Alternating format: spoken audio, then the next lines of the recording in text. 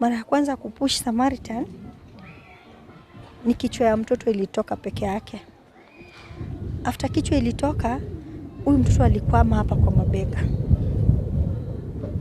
I tried pushing, akataa kutoka kabisa. So the doctor akasema it was very very terrible. I don't know what they used to break the elbows because unajua sasa mimi nimelala hivi siwaoni na hii side ya chini. So mimi nilikuwa nasikia tu like ni kama vitu zimeinsatiwa, like nasikia tu una feel tu like vile bones zina break. Sorry. So waka break.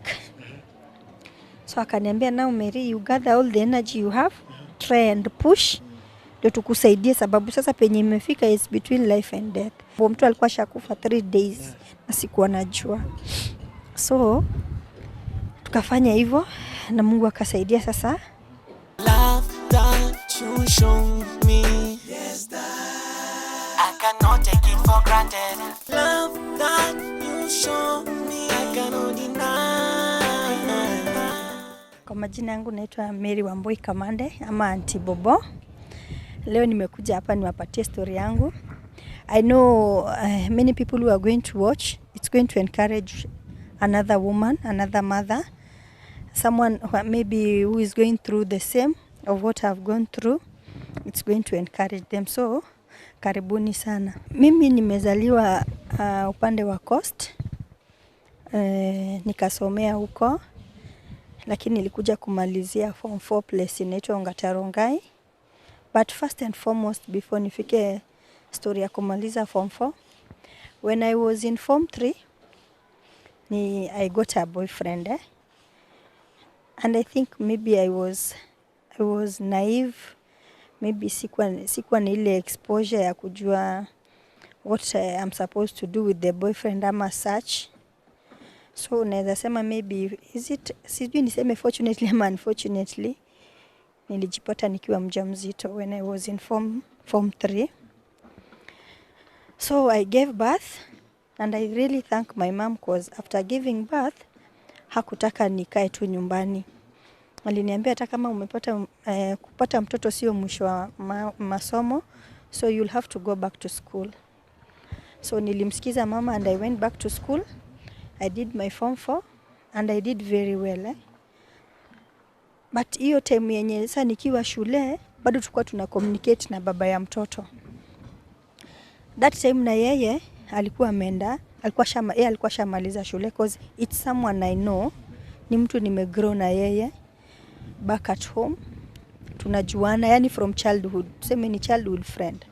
So ni mtu tunajuana. So ile time mimi nikiwa form 4 alikuwa ameenda training.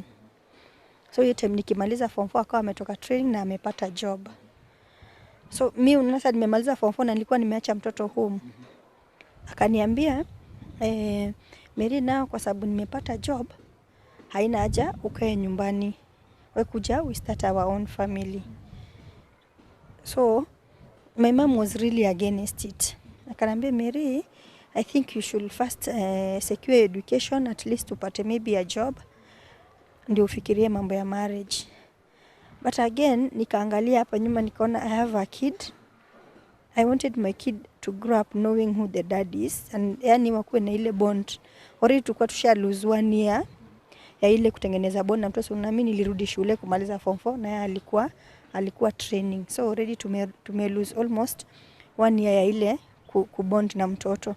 So I felt like I was ready for marriage. Though nikisema hivyo naona like I made a terrible mistake. So I went against my mom's wish. In fact, nikitoka kwetu home kuwa married, nilifanya kuhepa. Nikakuja, I joined my hubby huku Nairobi. So we started our life kama husband and wife. I was very young then, I was only 17 years old. So tukaanza maisha ya marriage. Kidogo tukakaa, so alienda home kufanya introduction and the stuff. So tulianza kuishi like husband and wife. So maisha ya kuolewa pale haikuwa mbaya, lakini from the word go nilikuwa nishaanza kuona zile red signs. Lakini you see, because of love nakumbuka huyu mwanaume is the only man nilikuwa najua in my entire life. Ndio alikuwa my first boyfriend, so siwezi kataa, I really loved him. I treasured him kabisa kabisa kabisa.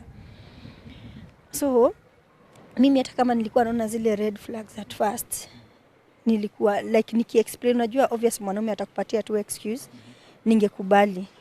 Niseme yani nimsamee, like I buy the story and we just move on. Like I remember there was a time I had gone back home to see my parents, and when I came back, you know, obviously when you leave the man behind, you won't find the house as clean as when you are there. Yeah. So when I came back, I was doing some thorough cleaning in the house. So under our bed, that time we were living in a bed sitter. So under our bed, I found, unaonanga venye mtu anatumianga CD, the way you cut that kapisi ya kadogo, yeah. The big one, si unatupa nje. Yeah. So I think kale kadogo kakabaki. So nikauliza, I was very scared because now I could not imagine. I was at home and my husband could bring another woman in the house.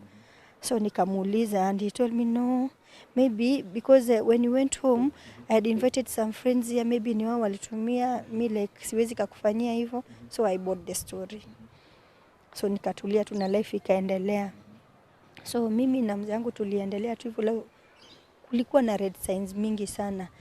Like sometimes anaweza pigiwa simu akose kureceive hapo, aende kureceive nje, like coming late. Lakini sasa akikupea explanation because of that blindness, unasema uko blind in love, una nani tu una accept. So tuliendelea tu hivyo na life. Mungu akasaidia nikapata mtoto mwingine wa pili. Lakini in between I will ask, because the agreement when I finished my form 4 and got my results, and then my hubby told me you come we stay together, nilikuwa namwambia what about my education, because I had done very well. Nilikuwa hata nimeadmitiwa UN. So nikawa namuuliza what about my education, akawa ananiambia you don't worry because I already have a job. I'm going to take you to university. Yeah, I'm going to finance your education, yani utasoma tu mpaka pale unataka. So it never happened. Every time nilikuwa nikimuuliza about my education, anakuwa very furious. Ananiuliza umekosa nini? Nini umekosa kwa nyumba? Unapata chakula? Unapata mavazi? Ushailala njaa? Namwambia hapana. Namwambia but it is more than that, but he wouldn't listen. So na mimi sasa kwa sababu unakumbuka kwanza niliolewa kama madhe hataki, so sikuwa nataka kushinda nikileta issues nyumbani ati like huyu hajanipeleka shule and the stuff. So nilikuwa tu nile unakanyagia tu, unanyamazia tu. So life ikaendelea tu hivyo. Nikapata second born. Kupata second born nikawa I think sasa nilianza kupata ile akili ya utu uzima. Nikawa namwambia like seriously I want to go back to school. Because mimi najua kusoma it is never too late. Akaniambia no, hakuna kitu kama hiyo. Nakumbuka hata hiyo time kwanza tulikosana vibaya sana. Hadi nikaenda home, nikarudi kwetu home. Na kurudi kwetu home, imagine nikafika home but I started feeling guilty. Like nasema sasa now have I left my marriage? Nini mpaka ananipigia simu ananiambia ulienda kwa nini? Like rudi and the stuff. Ananiambia kuja basi nitakurudisha shule. So I never even explained to my mom why I went home. Nilidanganya tu like nimekuja kuwasalimia. So nikarudi tena Nairobi nikakuja. Apparently venye nilirudi akani-enroll lakini not kwa university. Nikaenda NIBS, nikaenda kufanya mambo ya business studies. But unfortunately alinilipia only 2 semesters na akawacha. Is that jealousy type of a man? Yani hata ukapigiwa na classmate ama hata upigiwe tu na mwanaume hivi inakuwa ni shida kabisa kabisa kabisa. So at long last alikataa kunilipia, sasa nika have to drop out. So now hata shida sasa ilianza. Sasa after that sasa tukakaa tu tumekorofishana, but sasa kwa sababu alikataa niende shule, sasa mimi nika accept maisha yangu, nikasema like now I'm just going to be a housewife. So hiyo story tu ikabidi tu sasa nisahau tu like nikae tu like sasa nikajikubali tu, because now nilikuwa najiuliza nikiambia mama atasema nini. Like nilikuwa najua maybe mama hapendi huyu kijana cause hakuwa of the idea nikuwe married. So unaona ile kufichia mtu wako sasa ndio not more, yani parents wasijue sana. So mimi nilikuwa namfichia a lot of things. So tukahama hiyo place tulikuwa tunakaa, tukahama sasa tukakuja another place. Now that is where trouble started. All along mimi I used to trust my husband very much. Yani 100%. Hata mtu angekuja like aniambie like your husband anaweza cheat on you ama anaweza kufanya kitu like tungekosana vibaya sana. So me I used to trust my husband 100%. Lakini sasa kulikuwa na issues hapa kwa sababu first born nilikuwa nimepata msichana, second born nilikuwa nimepata msichana pia. So nilikuwa naona like unaona ile msee akuambii lakini you can just tell on your own like I want a baby boy lakini haisemwi. So tukakuwa tuko na issues, mara saa zingine unasikia tunagombana, unasikia like mimi hata sijui nikikufa sasa ina natarithi mali yangu, stuff like that. So unajiambia tu at the back of my mind nilikuwa najiambia hata kama huyu msee aniambiagi lakini kuna vile huwa anataka kijana. So hiyo kitu ilikuwa inani affect sana kwa sababu nilikuwa najiuliza, nilizaa first born msichana, nikazaa second born msichana. So I didn't want to get another baby, but here I'm seeing kuna pressure ya kupata baby boy. So nikasema maybe we can try for the last time, ndio maybe Mungu atatu bless na kijana. So the moment yenye nilipata mimba nilikuwa very excited. Now that is my third born. I was very very excited. So my pregnancy was very smooth. Haikuwa na shida mingi. Until penye ilifikisha it was around 5-6 months. Nikaenda hosi kufanywa scan. Ikakuwa ni baby boy. Nikaambiwa I was expecting a baby boy. So you can imagine the joy ilikuwa kwa hiyo familia. Everybody was excited. Even my husband was very happy. So nikaendelea tu kulea ball. But when I was about 2 days kudeliver, kuna kitu ilitokea. So nilienda hosi, nikafanywa scan, nikarudi home. Daktari akaniambia now you will just wait for labor pains. Ufanye nini? Ukuje. So before nirudi saa kwenda hosi for labor pains, niwarudishe nyuma kidogo. My father-in-law hiyo time alikuanga mgonjwa. So alikuwa anakujanga huku Nairobi like for the clinics, alikuwa na problem ya heart, arthritis. Na mimi ndio nilikuwa nampelekanga hospitali. That is Kijabe Hospital. So that time round he called me akaniambia, my daughter, me I'm not feeling well and I don't think I'll be able to travel all the way from coast mpaka Nairobi. So what you do, go to the hospital, see my doctor, and then call me. I talk to my doctor through the phone. Then the doctor is going to advise me on what I'm going to do. Ama maybe is going to change the medicine for me. Yani hiyo stuff to like that waongetu na daktari wake ajue venye watafanya. So what happened my hubby hiyo siku alikuwa ako night shift. Alikuwa anafanya kazi night shift. Sasa alikuwa amekuja asubuhi. Na sisi unfortunately tulikuwa kwa nyumba, hiyo siku kulala kama hakuna power kwa nyumba. So you see now my phone was down haikuwa na moto. Na yake si alikuwa amelala naye job, so ilikuwa iko fully charged. So akakuja home. So when alikuja morning kaambia dada amenituma hosi na kwa sababu anataka kuongea na daktari utahafu kunipatia simu yako to exchange, na kwa sababu sasa hiyo morning stima ilikuwa imekam, au baki na yangu ucharge utumiange hii. So me I go with yours ndio waweze kuongea na nani? Waweze kuongea na daktari. Aka agree. So tukatoa line, tuka exchange na tukaenda zetu wapi? Nikaenda zangu hospitali. Mimi nikaenda peke yangu, yeye nikamwacha anapumzika kwa sababu alilala job usiku. So mimi nikaenda hospitali, nikapata daktari, tukaongea, akanipatia dawa za mzee. So on my way now I'm coming back. Nilikuwa kwa mat. So nikiwa kwa mat niliona text message imeingia kwa simu. Ile simu ilikuwa na line yangu. Nikaona text message inaandika like hi sweetheart. Nikashindwa sasa nani huyu na mimi sijui mtu mwingine. So I ignored. Nikafikia it's a wrong number. I ignored. After ignore like 5 minutes, whoever was texting akani text back again. Akaita jina ya mzee yangu like akasema so and so, why are you, kwani unanilenga? So na nikakuwa curious, this is my line, I don't know is texting. Na kitu ya pili anaita jina ya bwanangu. So nikakuwa curious, nikasema kwani what is happening? Hadi sasa nikafungua simu kuangalia huko ndani, kumbe apparently kulikuwa na line ngapi? 2. There's this line that I don't know, that my hubby was using and I didn't know. I was not aware of it.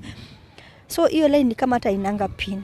So ile time walienda kutoa line yake, I think alisahau hiyo line nyingine. Because ni zile simu ulikuwa unaekeleanga line hapa na nyingine chini. So alitoa tu yake na akaniekea yangu na kuwasha zikawaka zote.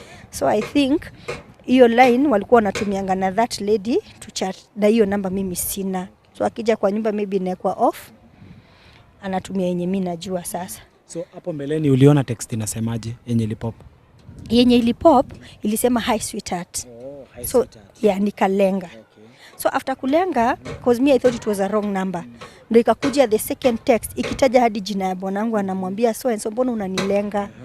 So ndio nikakuwa curious. So after kuangalia ndio nika notice there are 2 lines kwa hiyo simu. Mine and the other line that I don't know. Umeona? So I decided to play along. So nika text back. Nikamwambia sorry, sikuwa nimeona text yako nini. So I didn't want to text like I don't know who is talking, so that nijue ukweli what is going on. So I played along like I'm real now mwenye ana text. So nika play along, nikamtext. Sasa nikamwambia pole, nilikuwa job, sikuwa nimeona text yako, such stuff. Nikamwambia so usifanye hivi, si uni invite kwa nimwambia yani sasa ni mimi like mimi na text la but anajua ni hubby. Umeelewa? So nikamtext nikamwambia si ukamu nitembelee kwangu. So akaniambia sasa nitakama aje kwako na uje ni invite sijui kwako. Nikamwambia don't worry, I'm going to give you the direction. And then she was like okay. Kasema like now sina fare ya kukuja. Nikamwambia we take a cab, kifika nitalipa. So you're the one who's tricking her now? Yeah, okay. Because I want to know what is going on, because mimi sijaiamini kama naweza chezwa, sikuwa naona kama naweza chezwa. So dem akaingia box, akaniambia sawa. So sasa hiyo niko shocked because tayari nishajua ni dem, and of course from the very first text something is going on. Yenye sijui because mtu hawezi kukuita tu just out of nowhere hello sweetheart. So mimi niko kwa barabara nakuja sasa, nasikia sasa hata nimeshikwa na stress, niko so stranded. In fact hata nilifika town hata nikashindwa kuparcel dawa za mzee because nilikuwa ni parcel ziende back home. Nikasahau because mimi my NM sasa nifike nyumbani mapema ni haraka kabla huyu mwenye anakuja, because from the conversation niliona ni kama anatoka South Sea. No sorry, Kariobangi South. Yeah.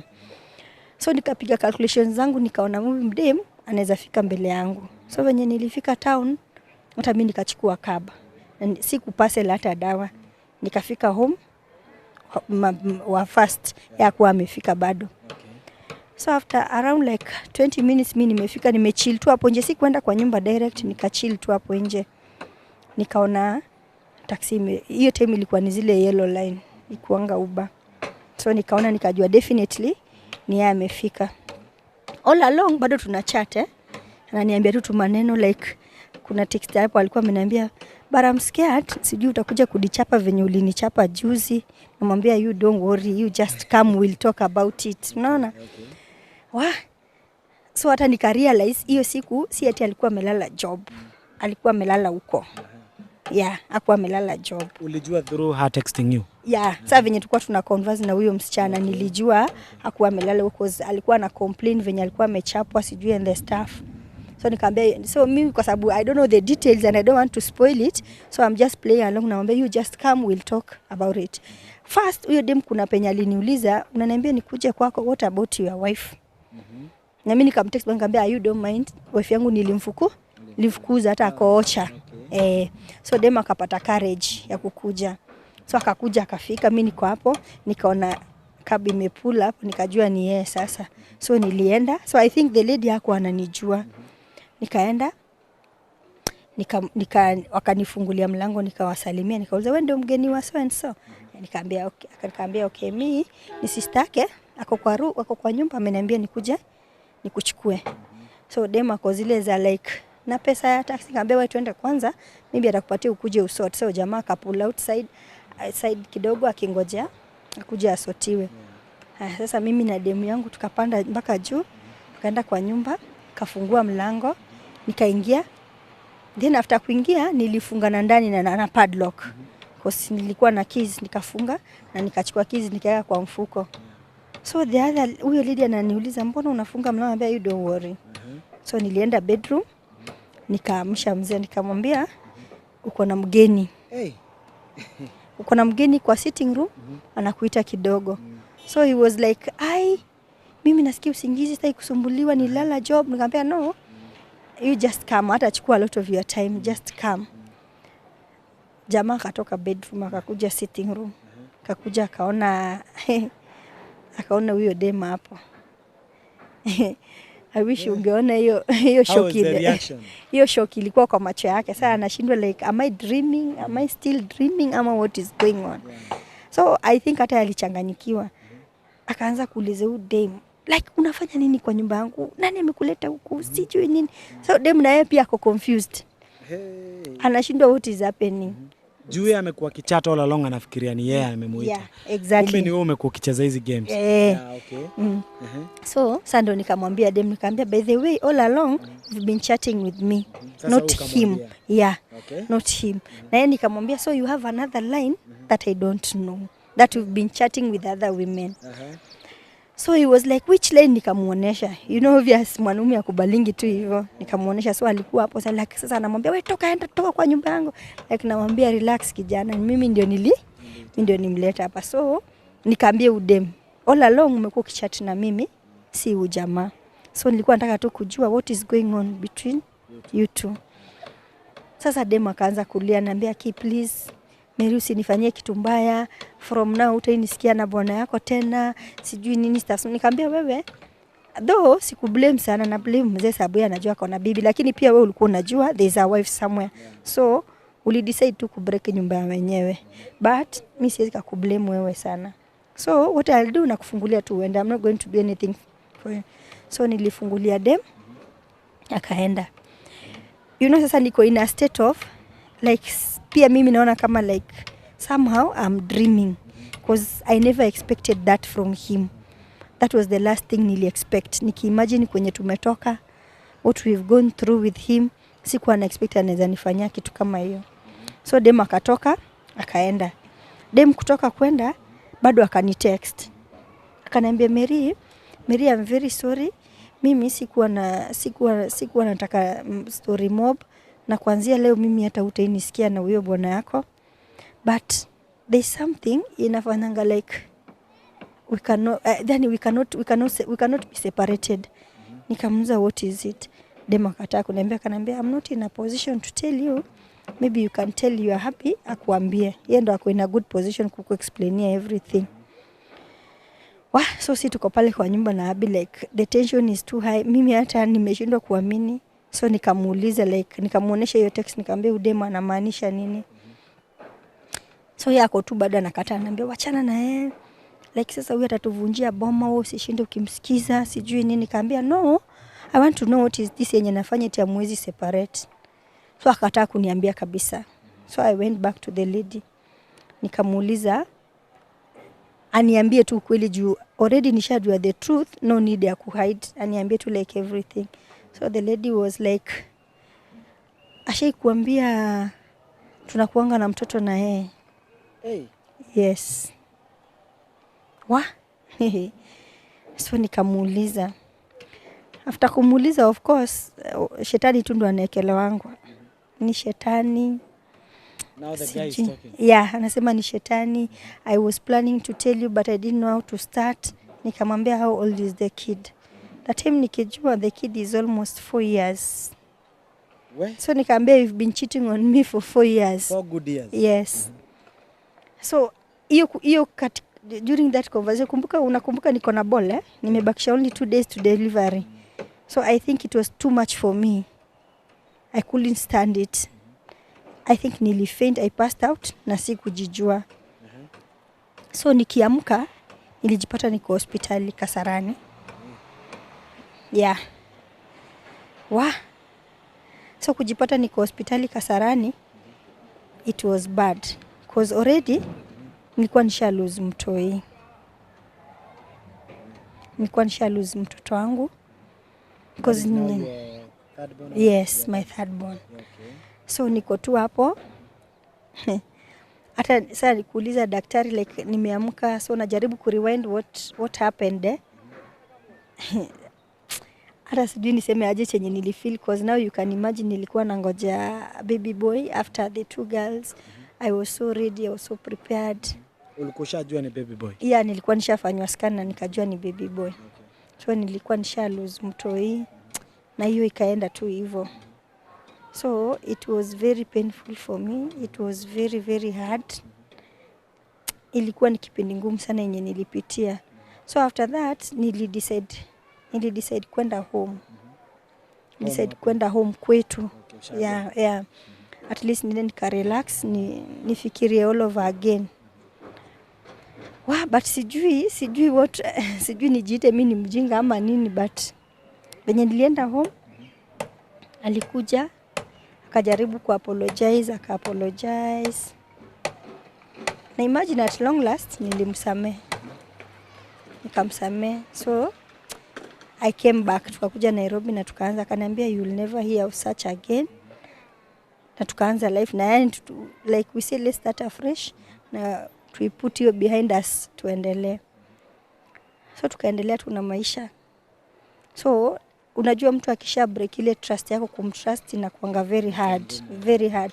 So unakaa tu like uko kwa nyumba lakini uko na wasiwasi mob, hata akitoka akienda job una imagine like huyu ameenda. And then that lady mwenye walicheat na yeye, she was very arrogant by the way, very arrogant, because let's say hata wakunipatia time like ample time at least ni heal, like she will call like now anajua sana, najua she will call like mtoto anataka diaper, sijui mtoto anataka nini, na muuliza mtoto mkubwa. Yeah.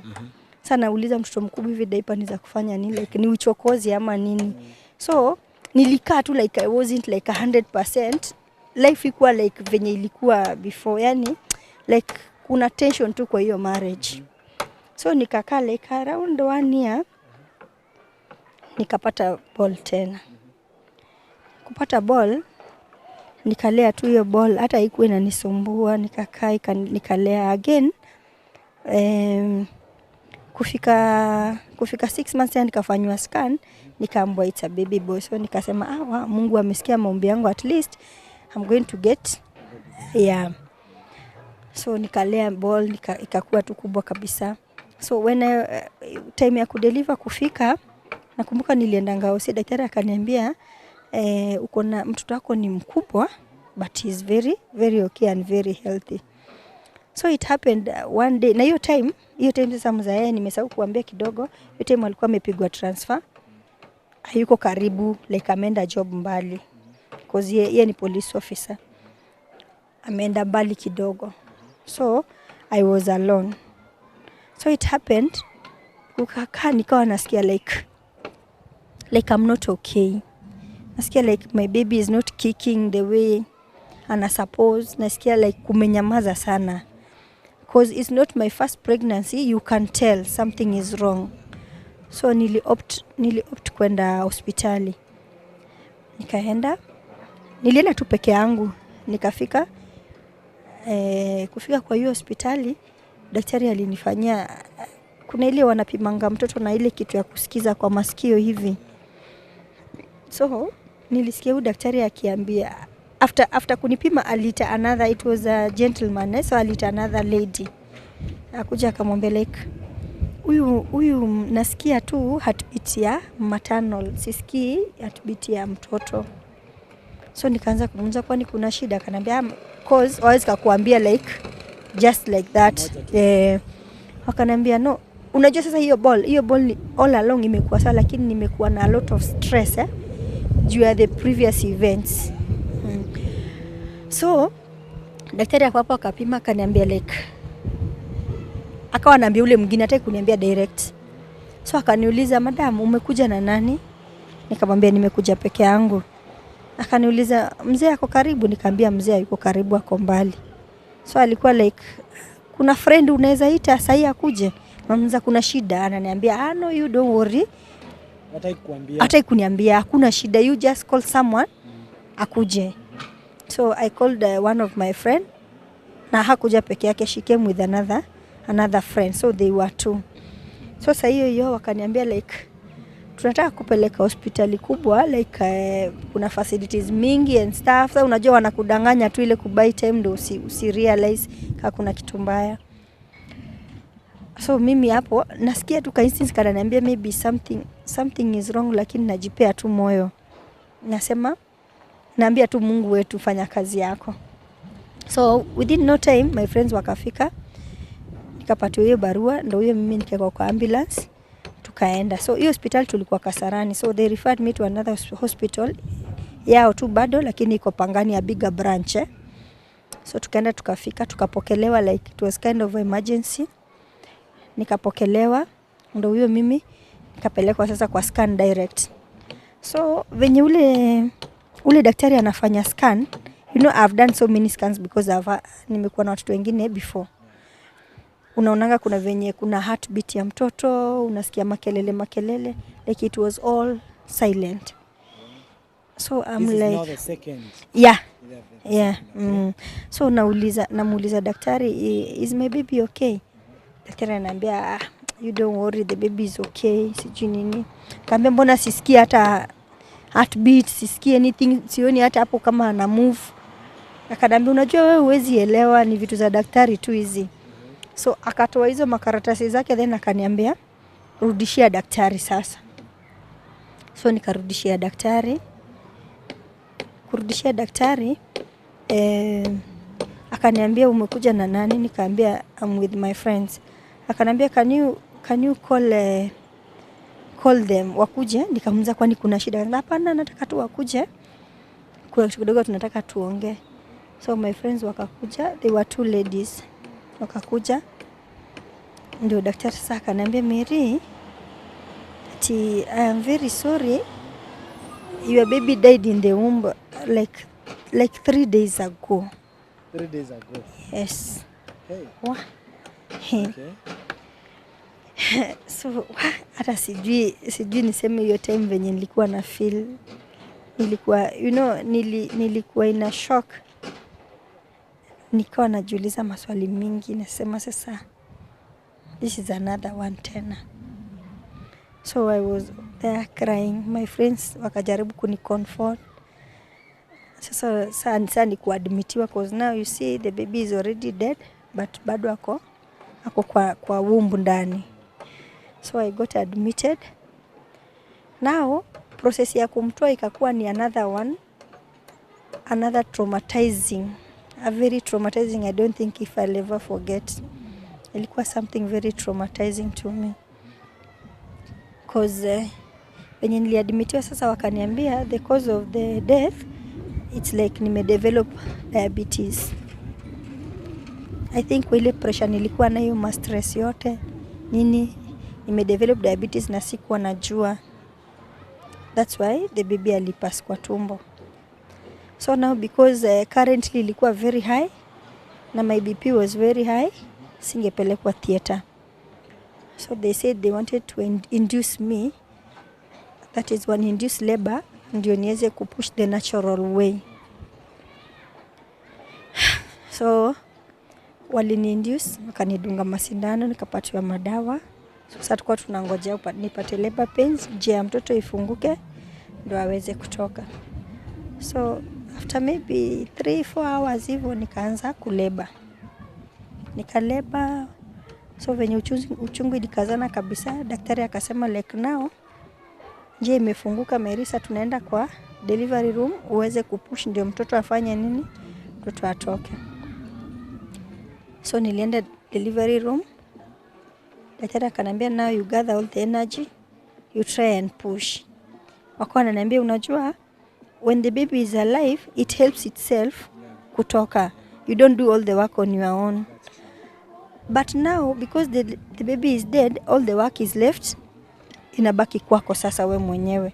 So sasa hapo ni wewe ujitetee we mwenyewe. So haikuwa rahisi. Nikaenda nikapush. Mara ya kwanza kupush Samaritan, ni kichwa ya mtoto ilitoka peke yake. After kichwa ilitoka, huyu mtoto alikwama hapa kwa mabega. I tried pushing, akakataa kutoka kabisa. So the doctor akasema, naona huyu mtoto ni mkubwa sana, hawezi pita. Na hapa huwezi pelekwa theater, cause condition yako yalao kuingia theater. So wakasema tutafanya, nasema tujaribu tu tuone kama. So niliteseka hapo Samaritan. Nakumbuka kichwa ya mtoto ilitoka around 9 usiku. 9 kupush venye nilipush, kichwa ilitoka around 9. Na venye ilikuwa hapa, nilikaa in that state from 9 usiku na ngangana kujaribu mpaka sasa inaelekea 5 asubuhi. All those hours bado unaendelea? Yes, mtoto amekata. Sasa ikafika mahali nika lose energy, siwezi, sina nguvu tena, nimechoka. Like sasa mimi sasa nina give up tu. Alafu sasa ile kitu ilikuwa inaniumiza roho kabisa, ni kuimagine ati hiyo kitu yote napitia, nitatoka mkono tupu. Yeah. Yani nitaenda home bila mtoto. Sasa nikiimagine hata nilikuwa nasikia tu nguvu inanishia tu kabisa. So nikangangana but mtoto hakutoka. So around 5 hivi asubuhi kuna daktari alikuja, another doctor, I think ni wale wanabadilisha nanga shift sasa. Akakuja ndo akanikuta ile state yenye nilikuwa, like I think hata nilikuwa karibu kupass out sasa. Sasa ndo huyu daktari akaniambia, Mary, cause hatuwezi kupeleka theater, alafu na mtoto ashakufa, naomba tu unipe ruhusa ni break bones za mtoto. Ni break bones za mtoto ndio aweze kufanya nini? Ndio niweze, kuna venye sasa utagather all the energy yenye mbaki nayo ndio uweze kufanya nini? Kupush mtoto atoke. So hiyo process yenyewe ya kubreak elbows hizo za mtoto, it was terrible. It was very, very terrible. I don't know what they used to break the elbows, because unajua sasa mimi nimelala hivi siwaoni na hii side ya chini. So mimi nilikuwa nasikia tu like ni kama vitu zimeinsatiwa, like nasikia tu una feel tu like vile bones zina break. So waka break. So akaniambia, now Mary, you gather all the energy you have, try and push ndio tukusaidie, sababu sasa penye imefika is between life and death. Kitambo mtu alikuwa shakufa 3 days na sikuwa najua. So tukafanya hivyo na Mungu akasaidia, sasa mtoto akatoka. Mtoto akatoka. So alivyotoka like sasa nikashughulikiwa hapo, kupatiwa maji za kuongeza energy and the stuff. So nikarudishwa kwa kitanda. And then now sasa daktari akakuja akaniuliza, Mary, will you want to see your boy? Nikamwambia yes, I will want to see my son. So Samaritan waliniletea mtoto. It was a baby boy. He was very handsome. Ni kama tu alikuwa amelala, ungemwangalia it's just like he was sleeping. So nikakaa na yeye tu pale. Daktari akaniambia sasa usikae na yeye sana juu ataku affect psychologically. Nikaambia no, let me just spend some time with him. Nikachukua mtoto wangu. Do you know, ilifika hata point nikasahau ati mtoto amepass. Nilijipata kama nanyonyesha mtoto. Kwa nimesahau kama mtoto amepass. Like nilikuwa naona like it's a dream, yani si ukweli, na nikikumbuka ni ile tamaa niko nayo ya kupata mtoto like ikuwa rahisi. So daktari kuona hivyo akaniambia, now Mary, tutachukua mtoto cause now huwezi kaa naye more than that. All that time sasa babake alikuwa amepigiwa simu na sasa akawa amefika. So wakachukua mtoto.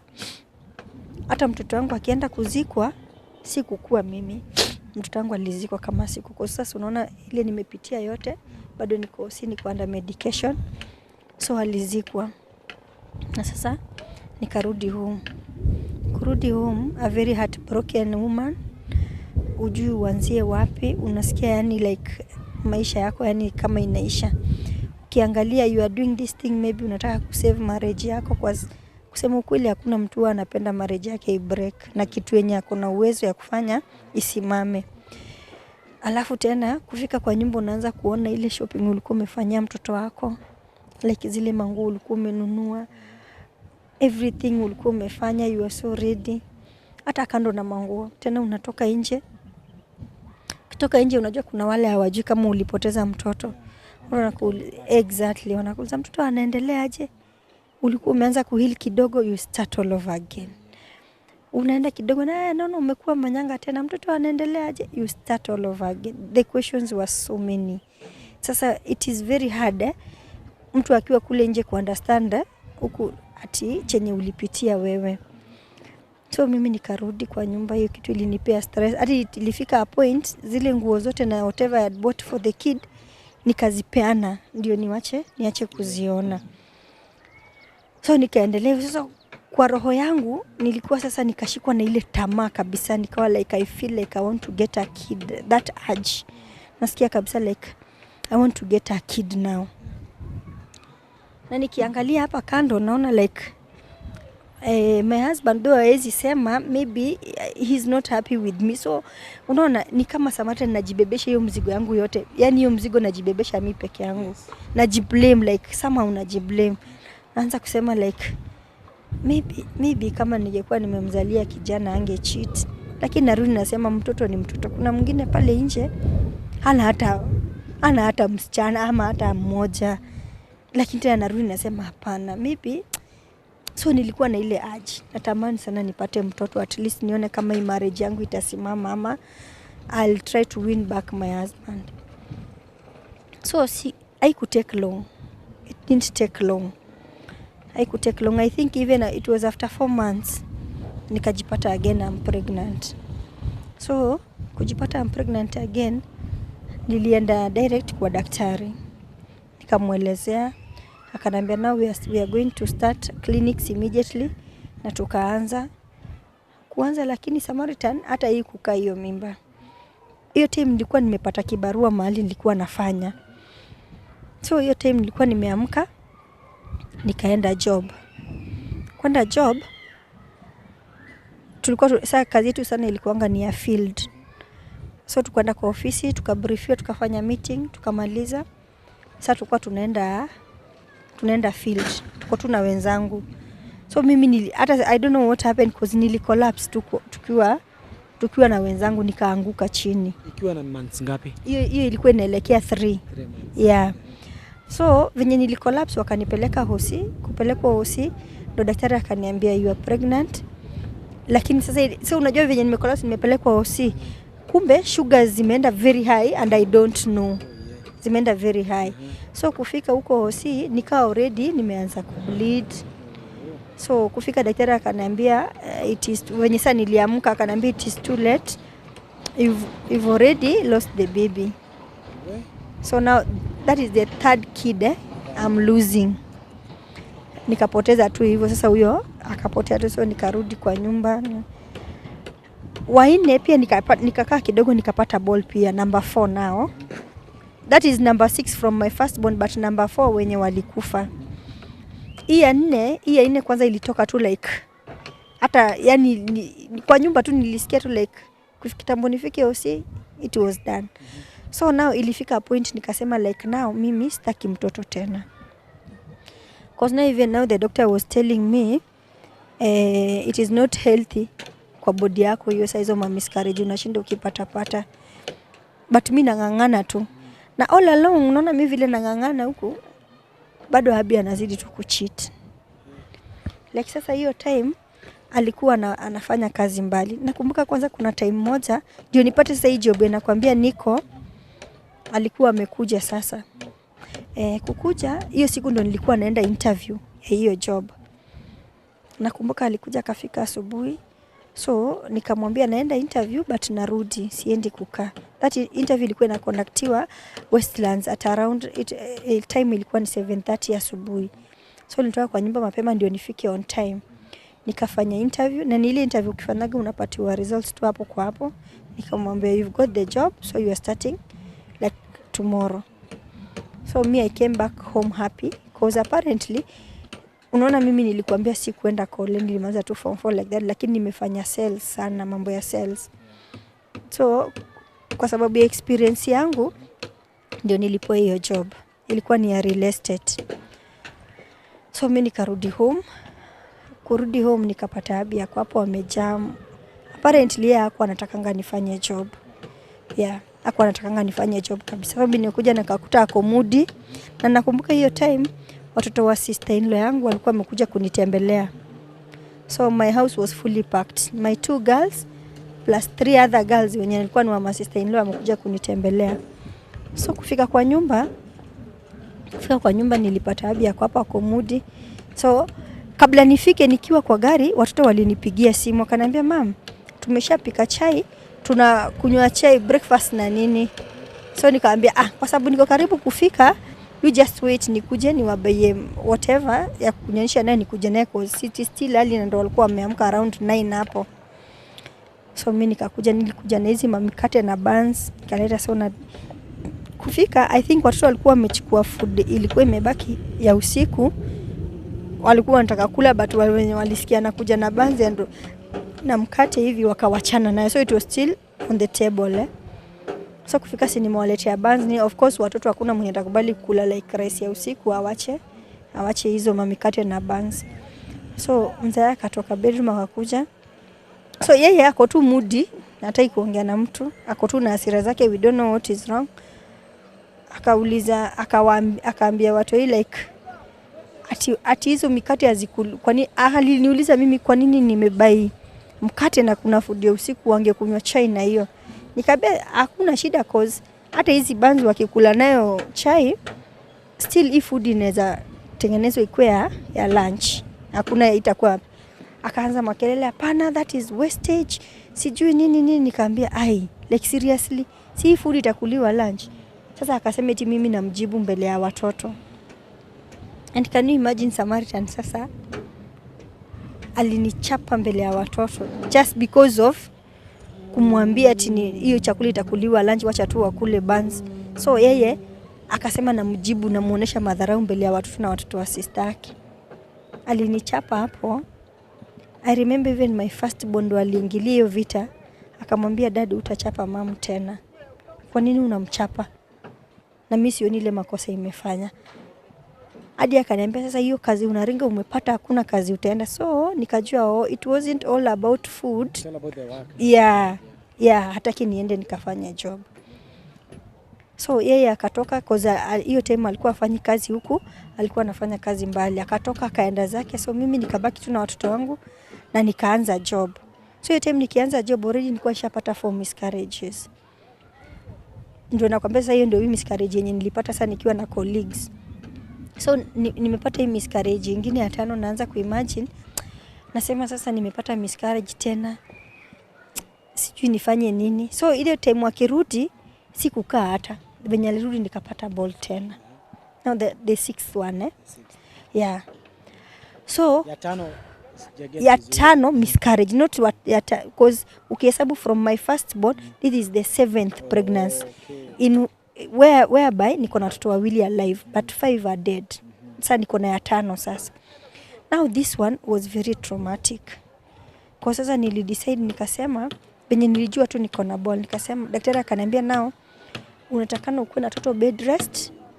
Yani usifanye kazi yoyote, at least tubembeleze tuone kama itanani.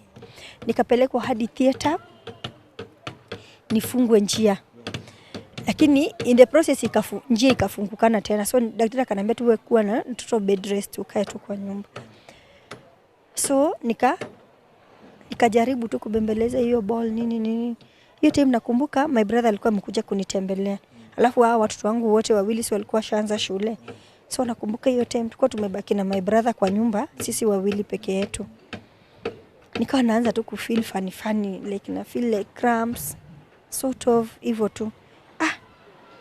Nikaanza kuogopa cause najuanga venye hizo miscarriage zo huanza. So niliambia my brother, fanya hivi, kimbia hapo chini ni withdraw pesa, uende uchukue uniletee cash, alafu nataka kwenda hospitali. So my brother, tulikuwa tunaishi 4th floor. My brother akateremka chini. Hiyo distance ya kuteremka tu chini kitambo ateremke arudi, my brother alinipata na bleed. Nimeshaanza kubleed na niko kwa nyumba, nina bleed. So my brother kuingia alikuwa confused. No, he's my younger brother, kosa ajui nini inaendelea. Akashindwa sana, niuliza nifanye aje. Sijui nifanye because now the bleeding was too much. I was kwa control hata na like cotton ulama pad, no. So nikamwambia wacha nichukue leso nijaribu kuzuia, ndio tujue venye nitateremka stairs nifike wapi, tutafute gari tuende hospitali. So venye nilichukua ile leso kujaribu kuweka hivi nijizuie, venye nilifungua miguu tu kuweka hivi, the fetus fell down in the house. Na tuko mimi na my brother Auntie. How many months? Ilikuwa inaelekea 5, so it was ni kubwa. Ulikuwa unaona like ni mtoto lakini ako fully developed. So ameanguka hapo chini, like you can see, mpaka unajua mtoto kama yuko fully developed kuna venye anakanga scary kidogo, sorry to say so. So unaangalia pale unasikia mpaka heartbeat venye inagonga ya mtoto. So brother yangu ako confused, ananiambia like mtoto bado ako anahema, sana nifanye nini? Nikamwambia kimbia chini, ita mama mwingine hapo. Huyo mama akakuja, like tukarapu mtoto, like tukajaribu mbio, tukachukua gari haraka. Bado I'm in so much pain kwa sababu hata nyumba ya mtoto haijatoka, nina bleed. Yani ilikuwa tu traumatic. Mbio ndo hao sisi tukaenda hospitali. But unfortunately kufika hospitali mtoto alikuwa shapas already. Because unaona sasa ni mdogo, alikuwa haja develop vizuri, hizo mabaridi kumuingia, akapass. So this time round hiyo miscarriage ilinipatia a lot of stress. Because kukuja kurudi kwa nyumba ilikuwa nimepoteza, nilikuwa resign job ndio at least niweze kuretain hii marriage. Nikiangalia huku napigwa bado, na najua napigwa tu sababu tu maybe sijapeana baby boy. Yeah. So did you check the gender of the fetus? Yeah, it was a baby boy. Yes, it was a baby boy. So hiyo ilinipeleka down sana, like nilikuwa na maswali mingi sana nauliza Mungu, why? Kwa nini mimi napitia hii yote? Ilifika hata point sasa nikawa najifungia kwa nyumba, hata sitaki kuongea na mtu, like hata sitaki visitors because I don't want to explain. Sitaki kuexplain kitu, yani sitaki kuexplain kabisa. Hadi ilifika a point najipata mimi mwenyewe ni kama nimekuwa kama like nataka kunywa pombe kila saa. At least nikue hai nilale, hiyo ma stress iniishe.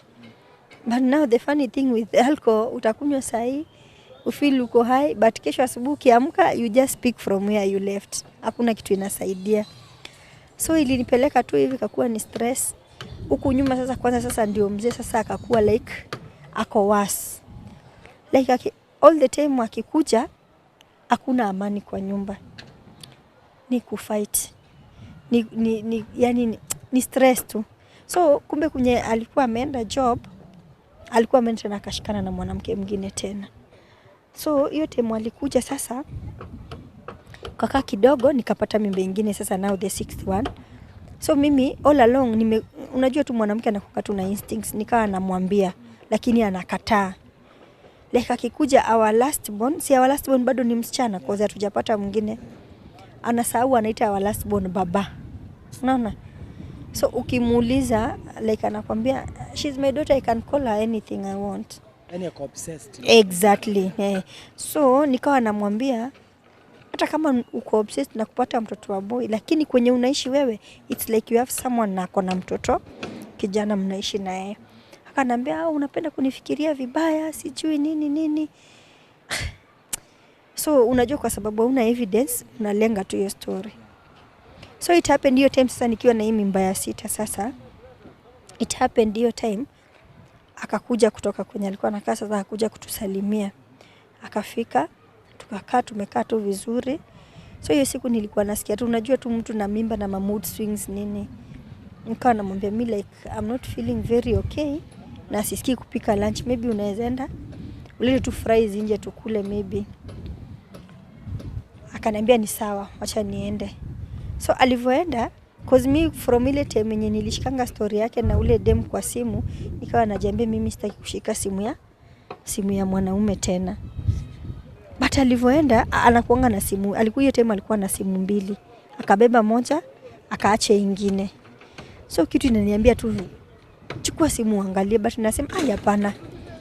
Maybe nitakuwa heartbroken tena kama vile ile first time. Sitaki kuangalia. Sasa hii curiosity imekuwa tu much. Acha iwe na acha nichukue, nikajichocha, nikachukua simu. Kuchukua simu, nikaanza tu kuscroll naangalia messages nini. Ndio hiyo message. Eti sasa babe, ati nilikuwa nakwambia ukikuja na manguo zako ndio tukufulie, urudi na zikiwa safi. Nikajiuliza sasa huyu ni nani tena? Alafu hapo chini tena kuna message. Sasa hiyo ikuwa replied. Ikawa imetextiwa ingine chini yake. Ati na usisahau kututumia pesa ya diaper, ujue mtu yeye ana pesa ya diaper. Nikasema Jesus again. It's a different woman. Yeah, totally different woman. Nikasema again. So niko tu pale. Sasa naye amejibu hapo chini akasema sasa sina do but nikipata nitawatumia. So I think your conversation hata venye alitoa sim card ilibaki. I think alifikiri venye amedelete kwa sim card imedilika, kumbe ilibaki kwa phone. Sasa mimi ni kuanza tu kulia kinashindo sasa Mungu ni nini yake. Sasa unaona yeye alikuwa nje ameenda kununua kitu ya kukula. Alivyorudi tu hivi akanipata hapo nalia tu. Akaniuliza ni nini. So mimi nilimuonesha tu zile messages. As usual akaanza tu kuapologize. Sijui Mary, I'm sorry. Ati nilikuwa nataka kukuambia lakini nilikuwa nataka kwanza you deliver because you know your condition, uko diabetic sijui nini. Nikamwambia no. Hata kama ulikuwa unataka kuniambia ungeniambia tu, you let me handle it. Kama unasema ulimess. Na nikamuuliza kwani mtu ana mess mara ngapi? Ulimess mara ya kwanza nikakusamea, pili nikakusamea, this is the 3rd time. Kwani wewe ndio una mess peke yake? Nikaanza kwani mimi huku hivi sipatanangi na wanaume naweza mess na wao. Ananiambia hapana, si kupenda kwangu, sijui nini, ni shetani. Naambia shetani unamwekeleanga kila siku like it was so painful for me. And that is how I lost my 6th pregnancy, because in the argument sugar zilienda very high, maji ya mtoto ikapasuka.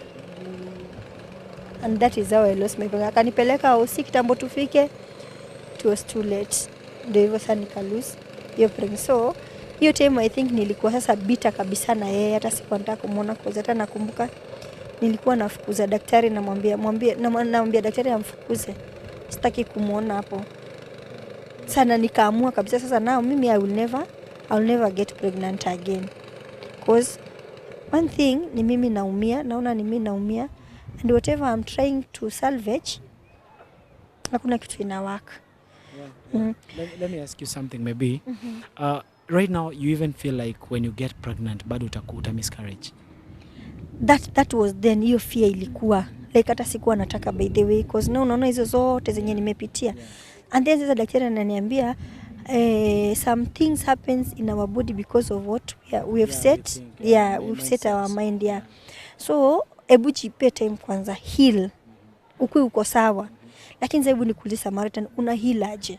Like huyu jamaa anakuja amecheat, anakuomba msamaha, anasema sitarudia tena, unamsamee, anaenda tena anarudi. Like now the last lady mwenye alinicheat on naye, huyo lady alikuwa very arrogant. Huyo lady hata angenipigia simu, tuko naye hapo, anitukane, atume messages, all types of messages, akinitusi, akiniambia ati vile wewe you are very ugly, wewe ni mzee hata kwa bwanako, like all sort of matusi. Ati mimi nimekaa na yeye only 1 year and only 3 years na nimemzalia kijana, wewe umekaa na hizo miaka zote unampea tu wasichana.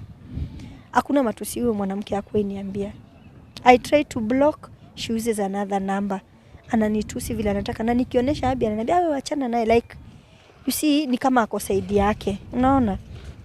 So hiyo kitu ilikuwa inanipain sana. So unaona, na all along sijaifunguka hata nikaambia mzazi yangu hata mmoja whatever I'm going through, because at the back of my mind nasema ni mimi nilijitakia hiyo yote.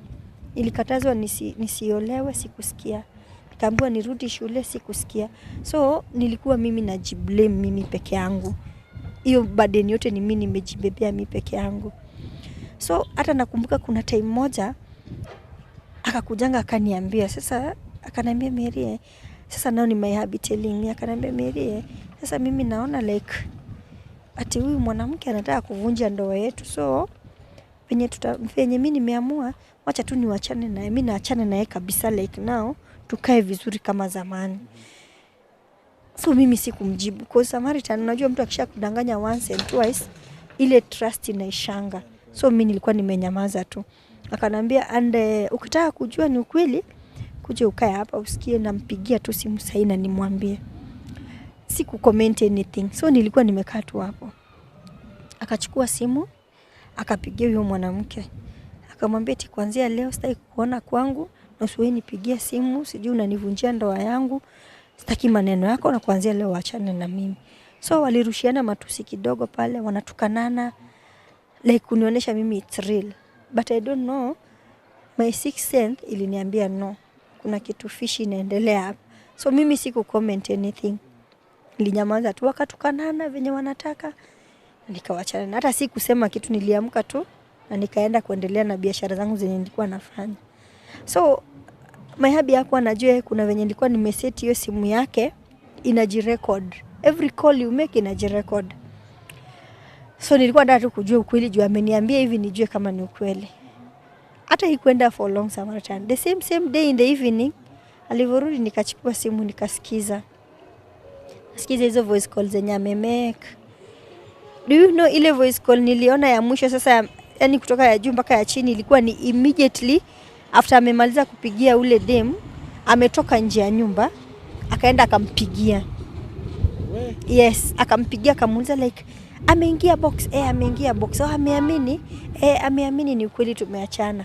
So iko poa, akamwambia lakini sasa tusiongee mob, nitaongea tukikuja.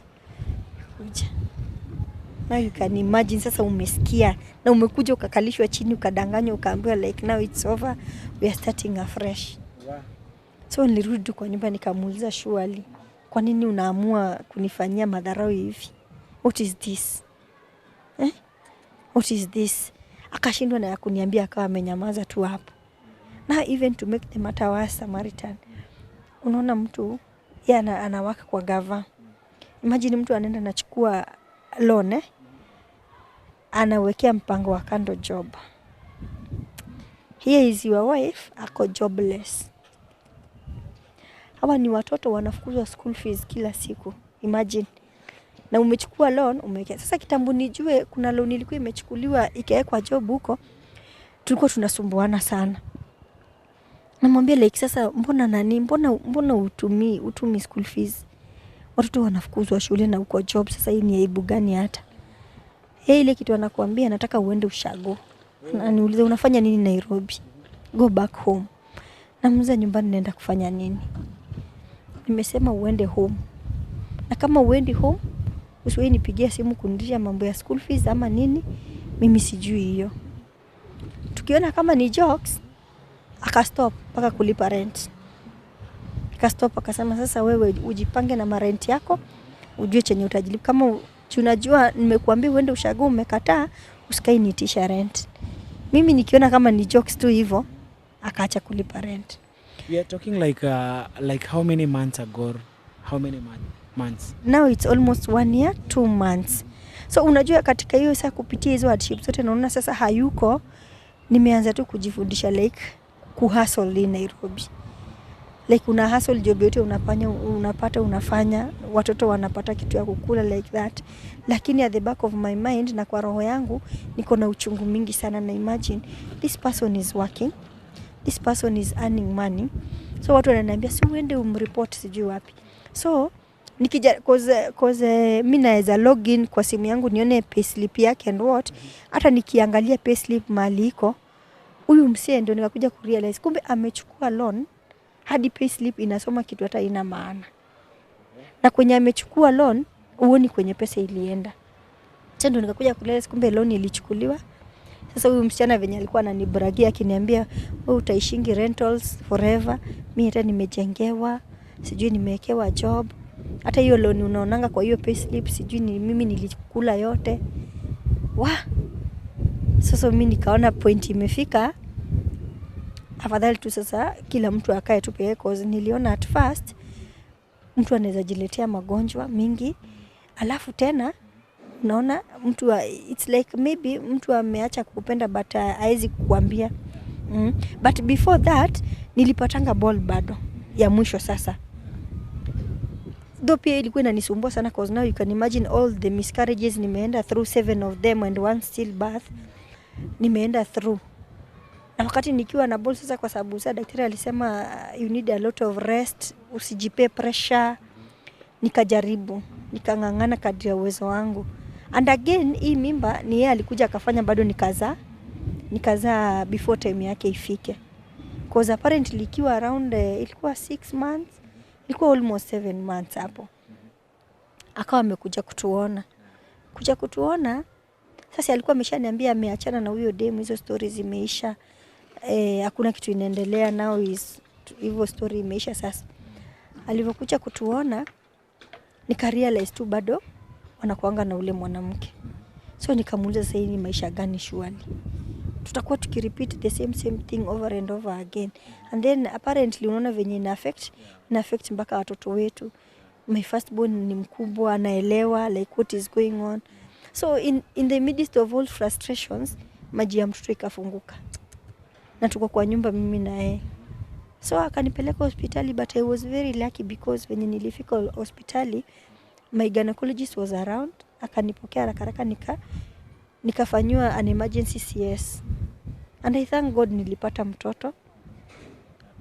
Yeah, and it was a baby boy, thinking it was going to save my marriage, but it never did.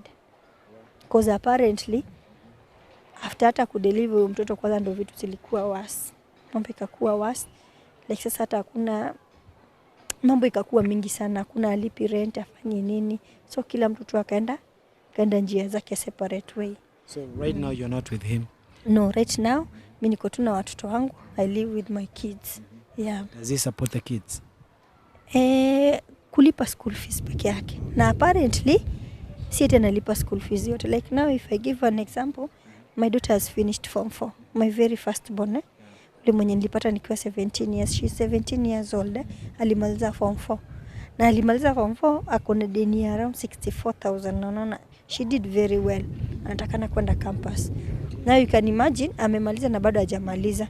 So school fees analipa but other things like rent, food, wejisort. Wow. What are you currently doing at the moment? Sasa unafanya nini? Okay, currently nimekuwa tu nikifanya tu job yote yenye napata like mimi I'm also an actress.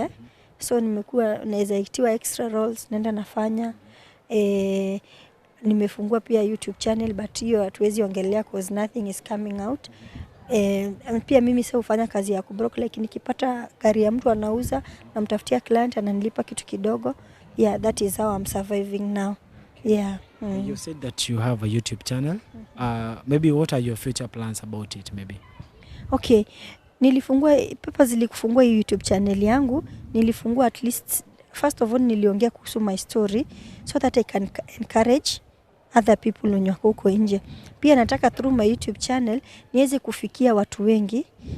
At least unaona hiyo wanapitia hizo vitu zote through marriages, miscarriages, wanapata kuwapatia moyo, kuambia it is not yet done.